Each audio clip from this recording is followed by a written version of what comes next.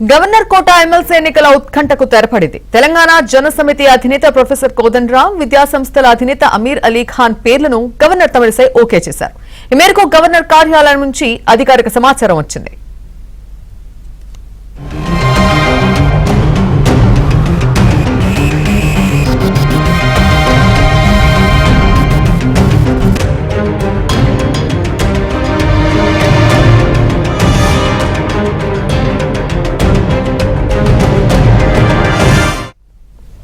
ఇదే విషయంపై మరింత సమాచారం మా తెలంగాణ బ్యూరో ఇన్ఛార్జ్ నవీన్ అందిస్తారు. నవీన్, క్రాంతి మొత్తం మీద తెలంగాణ సర్కార్ ముఖ్యంగా రేవంత్ రెడ్డి ఎమ్మెల్సీ పదవుల భర్తీ విషయంలో కొంత దూకుడు పెంచారు. సో ఇప్పటికీ ఎమ్మెల్యే కోట ఎమ్మెల్సీలకు సంబంధించి ఆల్రెడీ 2 పదవులను కూడా భర్తీ చేశారు. దాంట్లో ఎన్ఎస్సీఐ అధ్యక్షునిగా పనిచేస్తున్నటువంటి బల్మూరి వెంకట్, అలానే మహేష్ కుమార్ గౌడ్, పార్టీకి సంబంధించినటువంటి ప్రధాన కార్యదర్శి మహేష్ కుమార్ గౌడ్ పేర్లను కూడా ఖరారు చేశారు.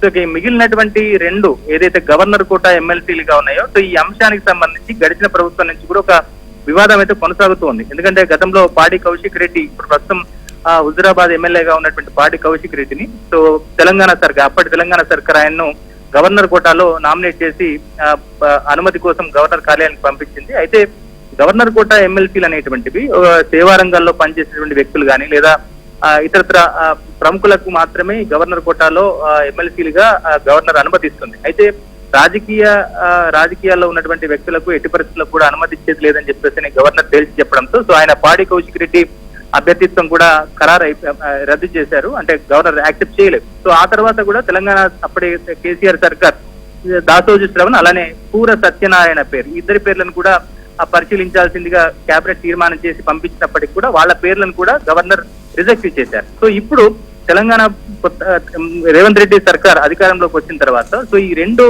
గవర్నర్ కోట అభ్యర్థిత్వాలకు సంబంధించి కొంత సందిగ్ధత నెలకొంది. సో ఎవరిని ఆ కోటాలో నియమించాలి, ఎవరి పేర్లు ప్రతిపాదించాలని చెప్పేసి దాని మీద కొంత అయితే చర్చ జరిగింది.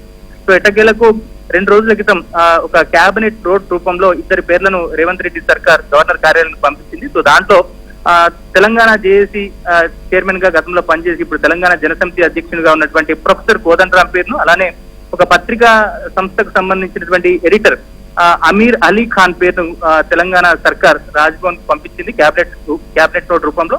సో దాన్ని కొంత హైకోర్టులో ఈ కేసు పెండింగ్ లో ఉన్నటువంటి నేపథ్యంలో నిన్న హైకోర్టు కూడా కొంత క్లారిటీ కూడా రాజ్భవన్ కు అందించింది. సో ఈ నేపథ్యంలో ఇక ఈ 2 పేర్లను కూడా రాజ్భవన్ కొద్దిసేపటి క్రితం అధికారికంగా ధృవీకరించింది. రాజ్భవన్ సెక్రటరీ అంటే గవర్నర్ సెక్రటరీ కూడా ఈ విషయాన్ని అధికారికంగా ప్రకటించారు. సో మొత్తం మీద గవర్నర్ కోట ఎమ్మెల్సీలుగా ప్రొఫెసర్ కోదండరాం, అలానే మాజీ ప్రస్తుత పత్రికా సంపాదకుడిగా ఉన్నటువంటి అమీర్ అలీ ఖాన్, ఈ 2 పేర్లను కూడా గవర్నర్ యాక్సెప్ట్ చేయడంతో ఇక గవర్నర్ కోట ఎమ్మెల్సీలకు సంబంధించి గత కొన్ని రోజులుగా ఏదైతే దుమారం రేపుతుందో సో ఆ ఇష్యూ అంతా క్లారిటీకి వచ్చినట్టుగా మనకు తెలుస్తుంది. సో మొత్తం మీద ఇప్పటికే 4 ఎమ్మెల్సీ పదవులను రేవంత్ రెడ్డి సర్కార్ భర్తీ చేసింది. ఇక ఒక స్థానం అయితే ఉంది. ఎందుకంటే మనం చూసాం జనగామ ఎమ్మెల్యేగా గెలిచినటువంటి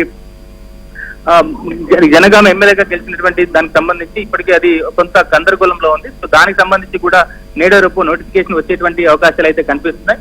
సో అక్కడ కూడా అభ్యర్థిని నియమించాలనేటువంటి అంటే ప్రతిపాదించాలనేటువంటి ఆలోచన అయితే కనిపిస్తుంది. సో తీన్మార్ మల్లన్న సో దీనికి సంబంధించి ఆయన పోటీలో ఉన్నారు. ఎందుకంటే గ్రాడ్యుయేట్ కోటాకు సంబంధించినటువంటి స్థానం కావడంతో సో కాంగ్రెస్ పార్టీలో ఆయన పేరు కూడా దాదాపుగా ఖరారయ్యేటువంటి అవకాశం కనిపిస్తున్నాయి. క్రాంతి.